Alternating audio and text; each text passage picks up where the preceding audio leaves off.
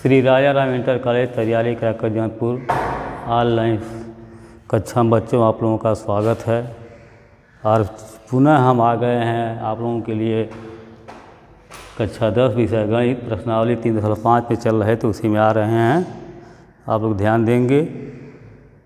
सवाल प्रश्न नंबर 2 का दूसरा क्वेश्चन प्रश्न है के किस मान के लिए निम्न रैखिक समीकरणों के युग्म का कोई हल नहीं है। ये प्रश्न दिया गया है तो हल है, कोई हल नहीं है, अनेक हल हैं। ये कंडीशन बता चुके हैं, आज फिर दोहरा रहे हैं, रिपीट कर रहे हैं।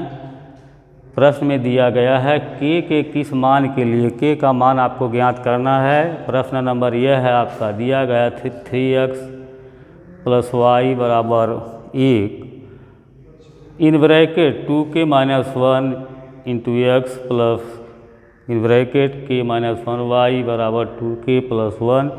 यही प्रश्न दिया गया है। आपको k का मान निकालना है। k क्या है? k चर है, ठीक है। चर का मान निकालना है। आप पढ़ रहे हैं दो चर वाले रैखिक समीकरण युग्म। दो चर की बात है इसमें। एक चर x है, दूसरा चर y है। दोनों चर का मान ज्ञात करना होता है, इसलिए इसका नाम है दो चर वाले रैखिक समीकरण युग्म, जिसमें यह प्रश्न आपका दिया हुआ है। बच्चों जरा ध्यान से देखेंगे, समझेंगे कि यह इसकी शर्त है। पहली शर्त है अगर a1/a2 ≠ b1/b2 अगर ऐसा है तो बराबर नहीं होता तो उसका अद्वितीय हल होता है, मतलब केवल एक हल होता है, ठीक है। इसके बाद दूसरा की कंडीशन शर्त इसकी यह है a1/a2 = b1/b2 ≠ c1/c2। a1/a2 बराबर होता है b1/b2 के और c1/c2 इसके बराबर नहीं होता है, तो इसका कोई हल नहीं होता है। तीसरी कंडीशन यह बता चुके हैं आप लोगों को, फिर दोहरा रहे हैं। a1/a2 = b1/b2 = c1/c2, जहाँ a b c मतलब a1 b1 c1 a2 b2 c2 यह क्या है? यह जो है a1 b1 a2 b2 x और y का गुणांक होता है। c1 c2 अचर पद होता है, ठीक है। ऐसा समीकरण में बताया गया है। तो यह तीनों कंडीशन आप लोगों को ढंग से याद होना चाहिए, जिससे आप लोगों को प्रश्न हल करने में सुविधा रहेगी, तब हल हो पाएगा। तो यह सवाल है के का मान निकालना है। समीकरण युग्म का कोई हल नहीं है। कोई हल नहीं है किसकी है? यह शर्त है a1/a2 = b1/b2 ≠ c1/c2। यही शर्त इसमें लागू होगी। तो यह है आपका समीकरण नंबर 1 है। यह समीकरण नंबर 2 है। इसमें आपको क्लियर करना होगा कि a1 क्या है, b1 क्या है, c1 क्या है। समीकरण नंबर 1 में a1 = 3 हो गया और b1 बराबर है आपका 1 और c1 बराबर है, यह भी 1 है, दोनों दाहिनी तरफ है।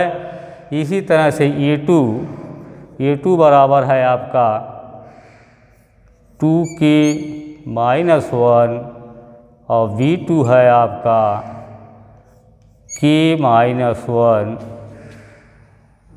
c2 आपका है 2k + 1, ठीक है। पहले आप a1 b1 c1 a2 b2 c2 ज्ञात करेंगे, जानेंगे। यह बता दिए आपको a1 x का गुणांक है, यहाँ x का गुणांक 3 है और b1 y का गुणांक है, यहाँ गुणांक मान रहे हैं 1, जहाँ कुछ नहीं 1 मानोगे। c1 यहाँ 1 है, ठीक है। फिर उसी तरह से दूसरे समीकरण में देखेंगे a2 है 2k - 1, b2 आपका है k - 1 और c2 है 2k + 1। यह दिया हुआ है a1 b1 c1 A2B2C2, तो कंडीशन आपकी है कौन सी बन रही, यह कंडीशन बन रही है कि A1/A2। इसमें सवाल में कहा गया है कि कोई हल नहीं है, कोई हल नहीं का मतलब यह कोई हल नहीं, यही दूसरी कंडीशन लागू होगी। तो A1 क्या है आपका, A1 यहाँ दिया हुआ, बात समझ रहे हैं। तो A1 यह कंडीशन लगाएंगे, A1 है 3, देख रहे हैं 3/, A2 क्या है 2k-1 बराबर होगा B1/B2। B1 क्या है, B1 है 1, B1 1 है, B2 है आपका k-1, यह दोनों बराबर होगा तो जाके हमको k का मान निकलेगा, ठीक है।